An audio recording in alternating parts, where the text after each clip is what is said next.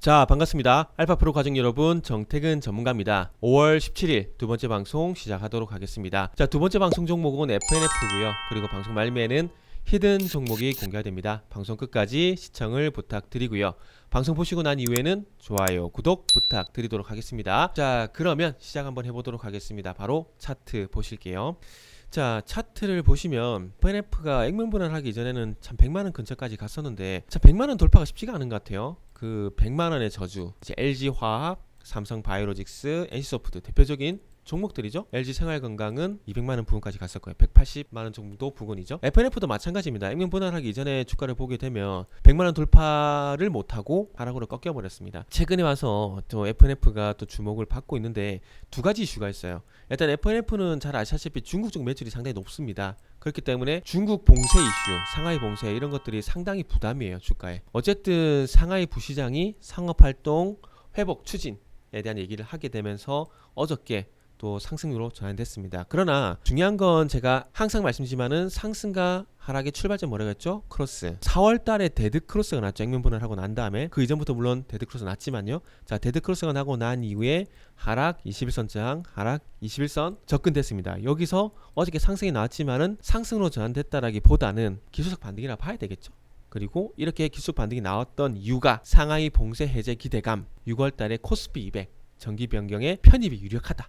이런 이슈들이 나오게 되면서 상승이 나왔습니다. 여기서 21선 돌파할 가능성도 있을 거예요. 있을 겁니다. 근데 그 상승 추세가 계속 지속되긴 힘들 거예요. 이런 뭐 정기 변경, 지수 편입 이슈 같은 경우에는 지수 편입하고 난 다음에 주가가 안 가잖아요. 최근에 현대중공업, MSCI 지수 편입 이슈 있었죠. 그러면서 쭉 상승 나왔지만은 편입되고 난 다음에 밀려버리죠.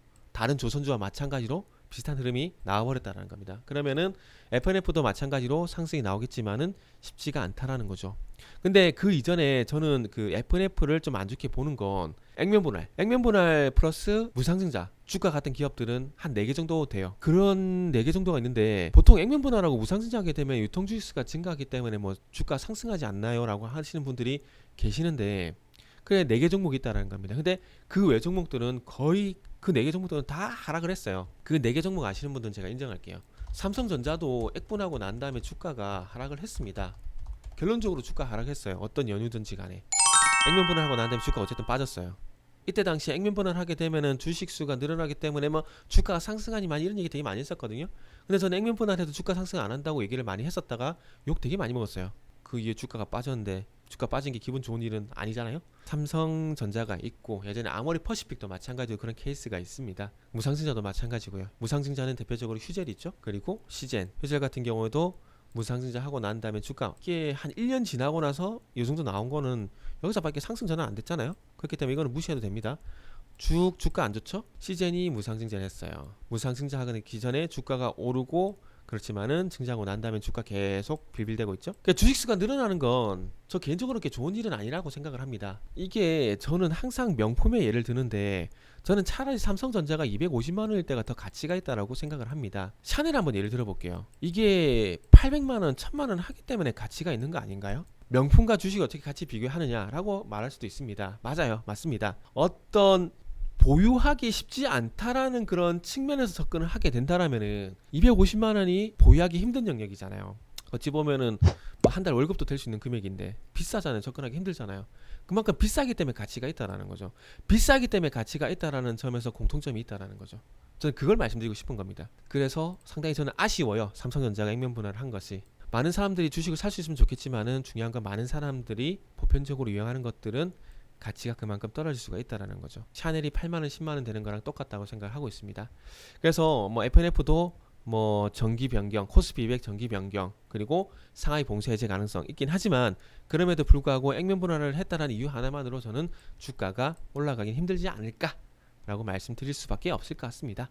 자, 이어서 히든 종목 보도록 할게요. 자, 히든 종목은 제가 좋아하는 패턴이에요. 거래량 바닥 현상이 나타났다가 대량 거래가 수반이 되게 되면서 쭉 상승이 나오고, 그러고 난 다음에 주가 상승한 경우가 많았었죠. 물론 히든 종목 조정을 받고 있습니다. 그러나 걱정하지 않습니다. 제가 이전에 상승 나오고 난 다음에 주가가 기간 조정 거칠 때 거래량이 줄어들게 되면은 2차 다음 상승이 예상이 되기 때문에 여기서 매수했던 애들이 팔지 않기 때문에 이런 현상이 나온다라고 말씀드렸어요. 그런데 보시면은 대량 거래 발생되고 1차 상승 나오고 주가가 조정을 받죠. 여기서 음봉 캔들의 길이가 짧아지죠. 하락 변동성이 약해지고 있다는 겁니다. 종가 기준으로 보게 되면은 26,600원 전후로 해서 거의 비슷해요. 종가가 단 캔들의 길이만 짧아지고 있다는 거. 그래서 전반적으로 거래량이 줄어들죠. 이걸 보면서 다시 한번 상승이 나올 가능성이 높겠다라는 판단을 한 겁니다. 오늘 하락 출발했음에도 불구하고 어제 거래량은 뒤집었습니다. 현재 거래량은 15만 2천 주, 이틀 전 거래량은 34만 5천 주. 제가 첫 번째 방송에서 이 이틀 전 거래량까지 뒤집어주면 좋겠다라고 말씀드렸는데 좀 아직까지 이르긴 하지만 그럼에도 불구하고 이틀 전 거래량 넘을지에 대한 부분들은 좀 지켜봐야 될 것 같네요. 만약에 돌파가 안 된다라면은 여기 하루 정도 27,000원 부근에서 더 조정이 나올 가능성이 있을 것 같습니다. 하지만 돌아서줄 수 있다라는 거, 돌아설 가능성이 있다라는 거, 요거는 분명히 말씀을 좀 드리도록 하겠습니다. 자, 그리고 이제 목표 주가를 한번 잡아야 되겠죠? 1차 분기점은 3만원 봐야 될 것 같아요. 3만원이 지금 보시면은 이전에 작년 5월달 지지라인이었어요. 그러다 보니까 1차도 저항받고 조정받죠? 그러면 여기서 이제 중요한 건 이제 이걸 돌파를 했을 때 어디까지 가느냐? 그럼 3만 5천원까지 봐야 되죠. 그러면 1차 분기점은 3만원으로 보도록 하고요. 1차 목표 주가는 3만 5천원으로 보도록 하겠습니다. 그래서 1차 분기점 3만원, 1차 목표 주가 3만 5천원. 자, 3만 5천원까지 같이 보실 분들은 알파프로 홈페이지를 방문해 주시길 바랍니다.